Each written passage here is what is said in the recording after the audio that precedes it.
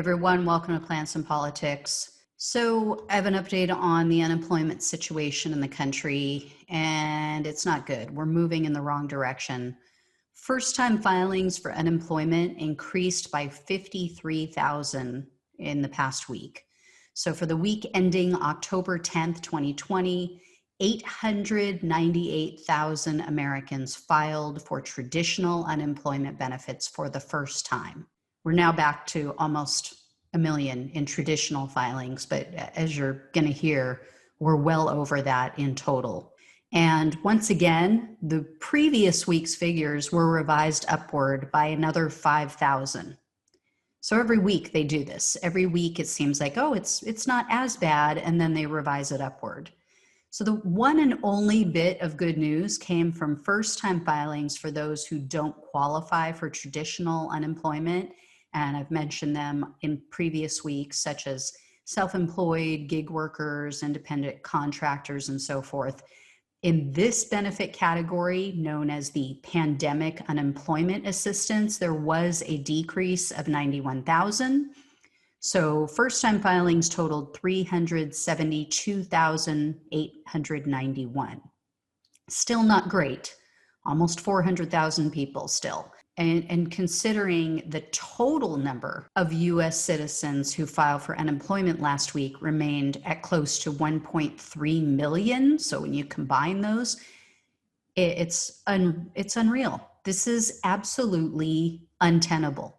Our country is headed for a massive wake-up call. And, they're a bit behind as far as the totals. When you look at overall how many Americans were still on some form of unemployment.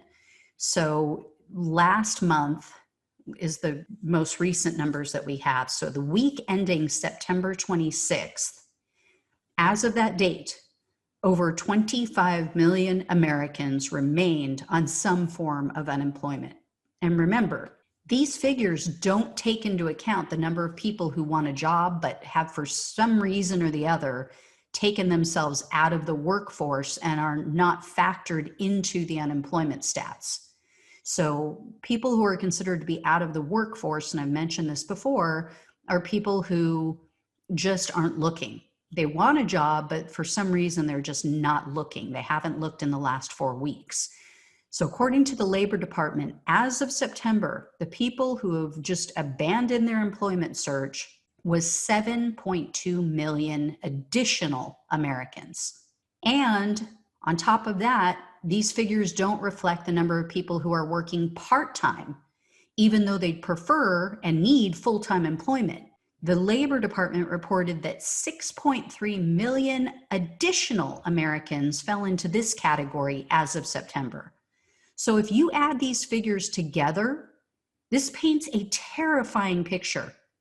It shows that approximately 1 out of every 10 Americans is either unemployed or underemployed. This spells disaster for our country if immediate action isn't taken. Yet we still don't have any hope of a stimulus bill being passed because neither party seems to give a damn.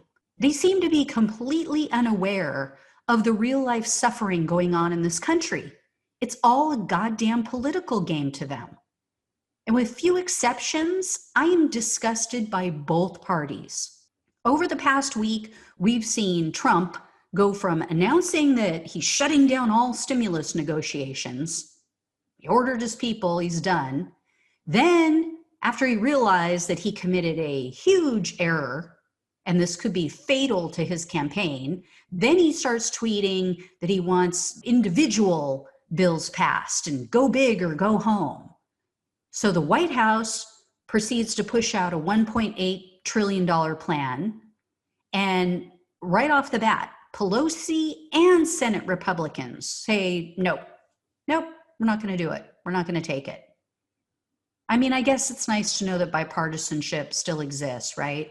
When it comes to screwing over millions of desperate Americans, they're more than happy to work together. The only lawmaker, to my knowledge, who has called Pelosi out publicly is Congressman Ro Khanna, to which Pelosi then made snide remarks and dismissed his call to help the American people. So take a look at her despicable reaction in an interview with Wolf Blitzer. And even members of I understand your own, that, but even members of your own caucus, even members of your own caucus, Madam Speaker, want to accept this deal. $1.8 trillion. Congressman Ro Khanna, for example. But let me just quote Ro Khanna, a man you know well. I assume you admire him. He's a Democrat. And he just said this. He said, people in need can't wait until February. $1.8 trillion is significant and more than twice the Obama stimulus. Make a deal. Put the ball in McConnell court. So what do you say to Ro Khanna? What I say to you is, I don't know why you're always an apologist, and many of your colleagues apologize for the Republican position. Ro Khanna, that's nice. That isn't what we're going to do, and nobody's waiting till February. I want this very much now. There you go. Not only is this morally reprehensible, this is also political malpractice. Is this the perfect bill? Hell no. But people can't wait until next year.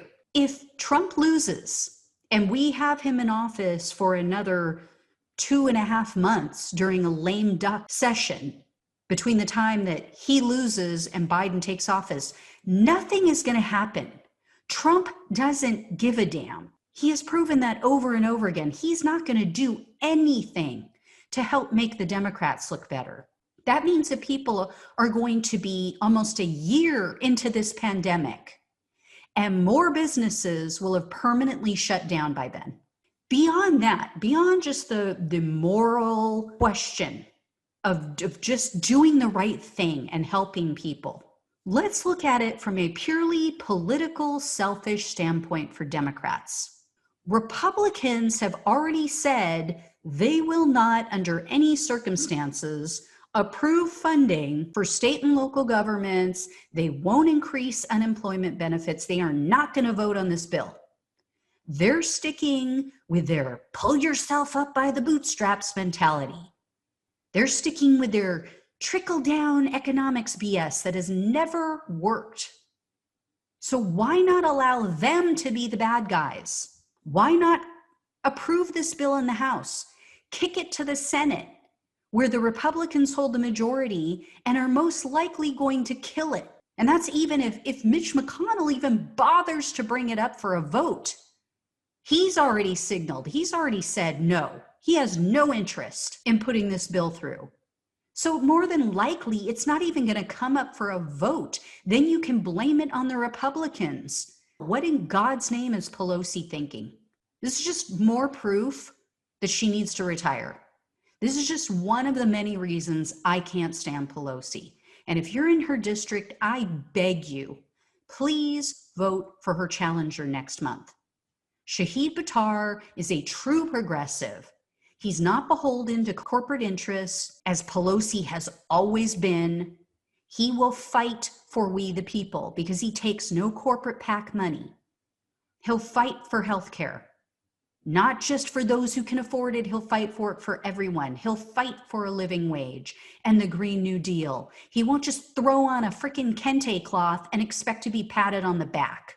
He'll actually fight for legislation that protects people of color from police brutality. He will do the right thing. Nancy Pelosi is an empty suit that's paid for by corporate interests.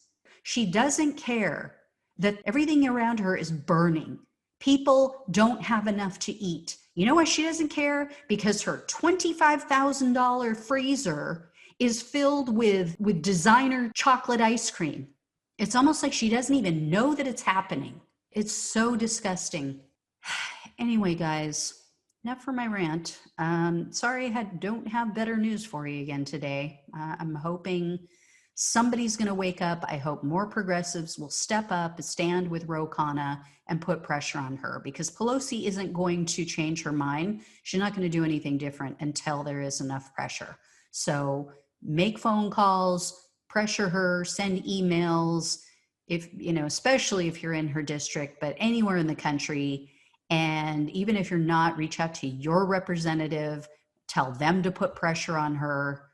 All right, guys, as always, like, share, subscribe. Thank you for listening. I will talk to you soon. Take care. Thanks for listening to Plants and Politics. The only way we can take our country and power back is to spread the truth and build an army. So remember to like, follow, subscribe, and share on Facebook, YouTube, and wherever you listen to your podcasts. Thanks again.